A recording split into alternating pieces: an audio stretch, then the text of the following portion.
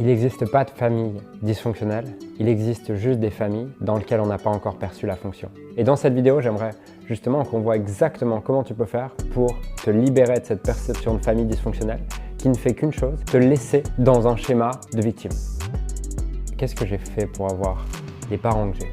Et en fait, cette pensée, c'est une pensée que j'ai eue pendant des années. Cette pensée de malchance, de vivre dans une famille un peu dysfonctionnelle, d'avoir la perception de manquer de quelque chose, de ne pas avoir ce que j'aurais aimé avoir. Jusqu'à ce que je découvre les travaux de John Demartini qui ont complètement transformé ma vie et que j'en arrive à me demander en quoi est-ce que ma mère exactement telle qu'elle a été et mon père exactement tel qu'il a été ou qui n'a pas été ont été un bénéfice pour moi.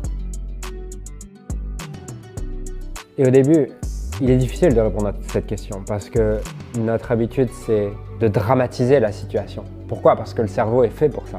Le cerveau est fait avant tout pour nous faire survivre. Et lorsqu'on perçoit quelque chose qui est challengeant, qui est douloureux, qui est difficile, notre première réaction, c'est de s'en éloigner.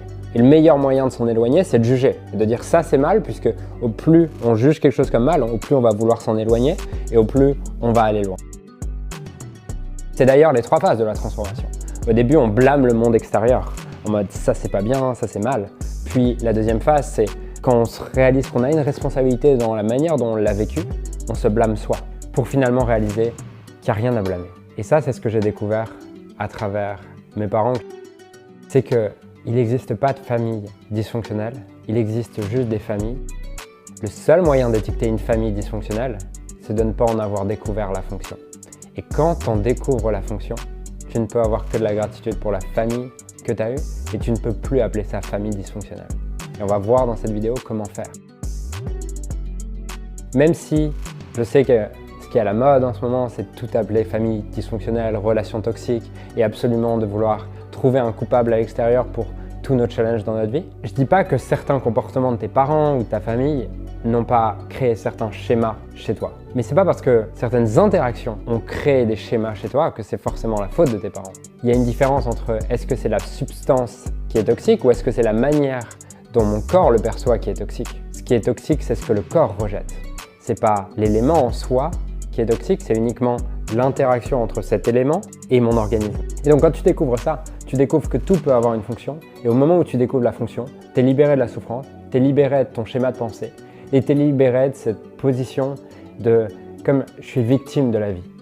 Et dans cette vidéo, j'aimerais justement qu'on voit exactement comment tu peux faire pour te libérer de cette perception de famille dysfonctionnelle qui ne fait qu'une chose, te laisser dans un schéma de victime qui t'enlève ton pouvoir à tous les endroits de ta vie parce que tant que tu crois que ça vient de ta famille, tu es juste contraint toute ta vie à vouloir changer de ta famille, ce qui n'arrivera pas.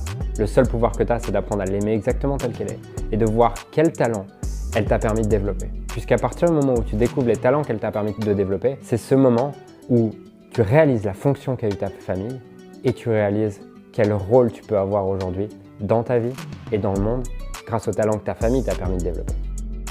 Et donc la première étape pour ça, c'est d'identifier à qui est-ce que tu en veux le plus dans ta famille actuellement. Ton père, ta mère, ta tante, ton parrain, ton oncle, je ne sais qui.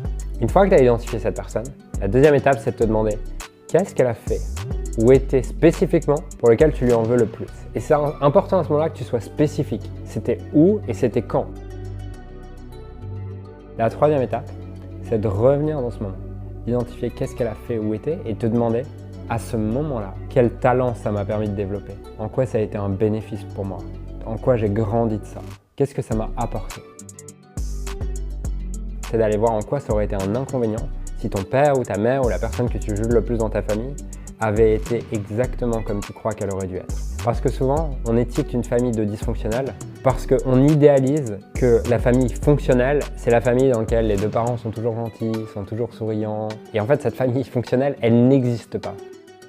Au moment où tu réalises que la véritable fonction d'une famille, c'est de t'aider à grandir, développer des talents, développer une unicité, une singularité, tu réalises que exactement tel que tes parents ont été, tel que ta famille a été, c'était exactement fonctionnel pour t'aider à devenir la personne que tu es devenue aujourd'hui.